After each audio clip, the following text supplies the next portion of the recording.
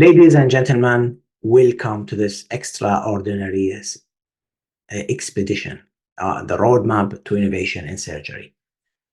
In those 12 captivative, inspiring talks, we will take you in a journey exploring the history of innovation in surgery, the challenges for innovation in surgery, and together we shall draw the roadmap to innovation of new surgical interventions. So, fasten your seatbelts, ignite your curiosity, and open your minds to the limitless possibilities that await us during this journey. Our first talk will be about the history of innovation in surgery. We will take you throughout the history from the ancient Mesopotamian to the modern discoveries in surgery, uncovering the remarkable milestones and the pivotal moments that shape the groundbreaking discoveries in surgery. Where should we start? Let's start from the beginning in the Mesopotamian.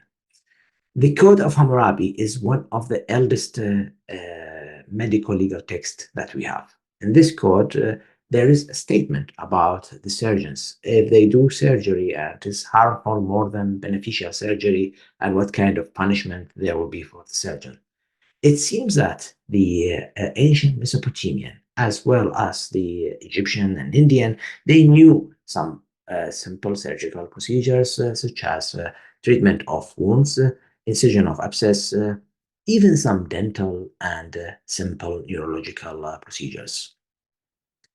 In the Greek era, the name Hippocrates is the first to come to our minds because he's the father of medicine, and his philosophy and medical teaching has existed for many generations, and it has been inspiring for the next era of innovation in the Roman Empire.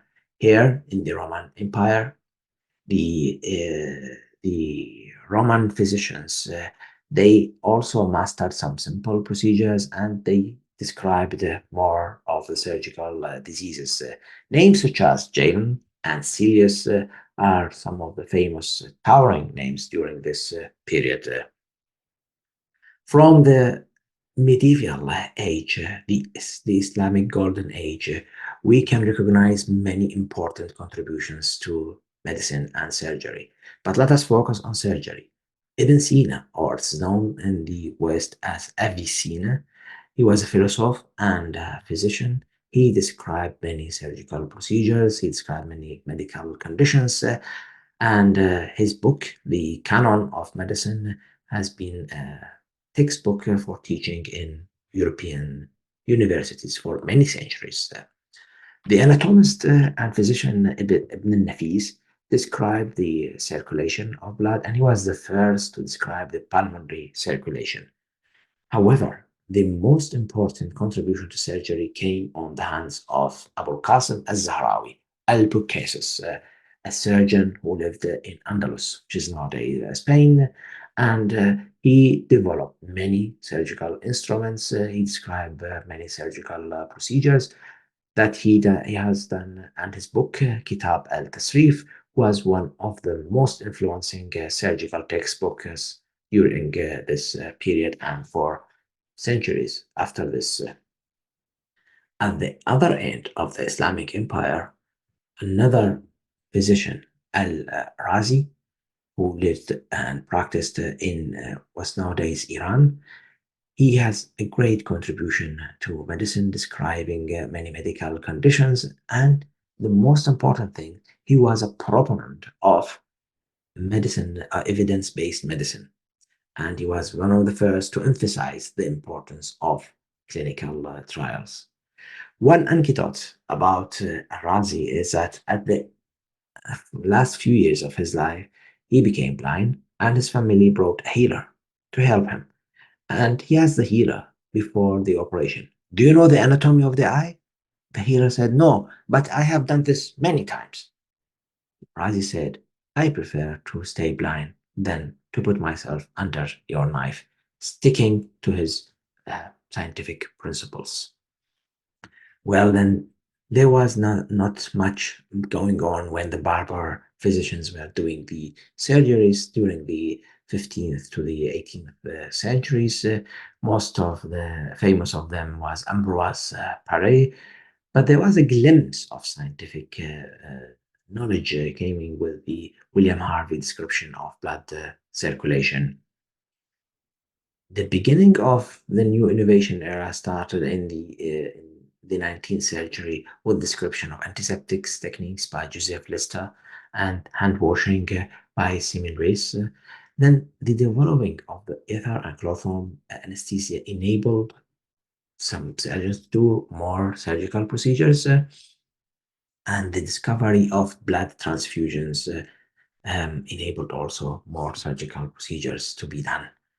This paved the way to the next era of innovation, which has been dominated by the discovery of the antibiotics, starting with the penicillin on the hands of Alexander Flemings, and then the discovery and developing of medical imaging, starting with Röntgen, or that he developed the X-ray, and there was advanced in the science of immunology. This advance paved the way to the first organ transplantation by Joseph Maury and his team.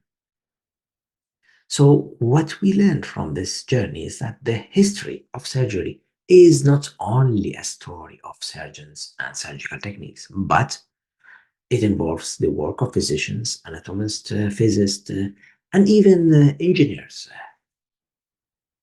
The discovery in other fields paved the way for the new milestones in surgery.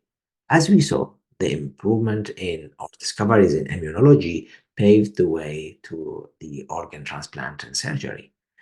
And it's only surgeons that can do this for surgery. Or it's because surgeons they know the critical role of applying the cumulative knowledge.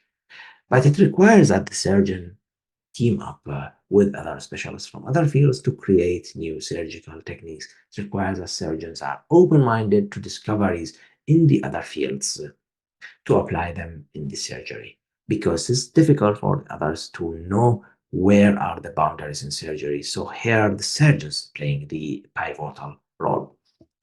That's why we need the academic surgeons. Those scientists are pivotal in advancing the field of surgery because they bridge the gap between clinical practice and research. It is unfortunately a threatened species. The academic surgeons are under strong pressure to produce and to be like just like surgeons. And if we want surgery to thrive as a science, we need to support this threatened species. Those scientific scientists or academic surgeons, they will put the theoretical foundations that we will use. That's the way the astronomers do, because they describe the position of planets even before seeing them with the telescopes. So the chemists they describe the characteristics of each element of the in the periodic table even before discovering those elements, and the atomic physicists do the same because all the atomic fission and fusion has been described in theory before developing the reactors. You have seen the advances in the information technology, but most of those advances are based on the mathematical theory of communication. So solving the theoretical challenge will make it possible to go ahead. But surgeons focus on the handwork, and this focus might prevent the breakthroughs. How? So, Alexis Carlin Alexis Carlin believed that the causes for rejection of organ is the anastomosis of blood vessels. So if the anastomosis of blood vessels was better, then the rejection will not occur. And he spent many years of his life working on the anastomosis technique of the blood vessels. This is great because he got the Nobel Prize in 1912 in recognition of his work on the vascular suture and the transplant of blood vessels and organs. However, we know that the reason for the transplant rejection was the immunological. And when we understood the immunology, we could make the transplantation. So let us remember this. The vagotomy and selective vagotomy and highly selective vagotomy, but it's about cutting the vagus nerve or the branches of the vagus nerve as part of treatment of peptic ulcer. So this has been the operation of choice for peptic ulcer, and there were thousands of papers about this operation and the technique and the complications and but at the end a guy came and say, guys, this might be a bacteria behind this. Should we give the bacteria some antibiotics and proton pump inhibitors and everything will be better? The vagotomy disappeared. Another important case in point is breast surgery. This tell us how important is it to be aware of the disease, understand the disease, and put the surgery there after understanding the disease. The breast surgery started with Halsted mastectomy. It was a very big operation, removing the skin, the breast, the subcutaneous tissue, even the pectoralis muscles, the lymph node, and the axilla. The women after this operation, they are usually crippled and they have many serious complications.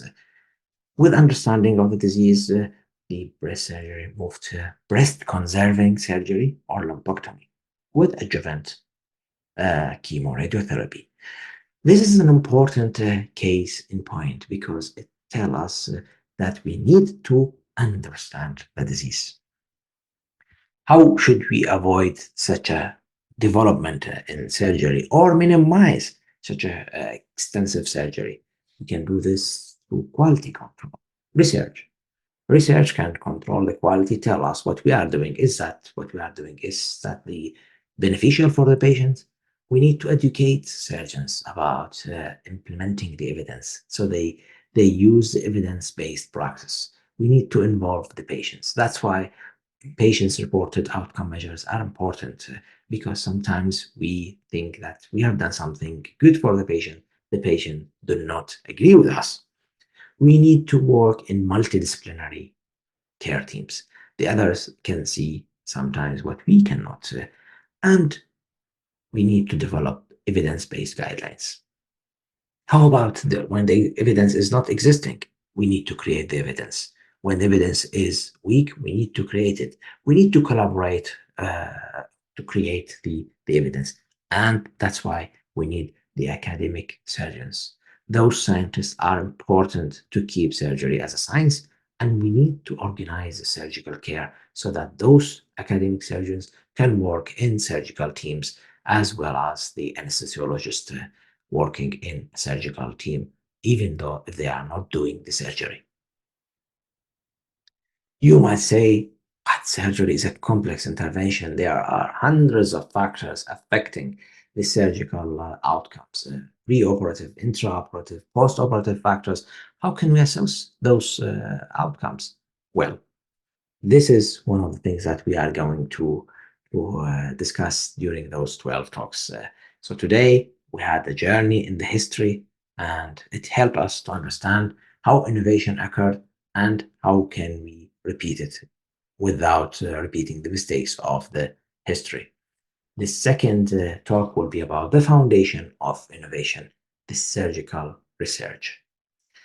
So I want you to stay tuned and follow us in the next talk. If you want to be involved in innovation, hear more about surgical innovation and innovative projects, join the open source research collaboration. It's a team of surgeons and computer scientists and other specialists trying to make new innovation in surgery. Thank you very much, and see you next time in the talk number 2 about the foundation of innovation. Thank you.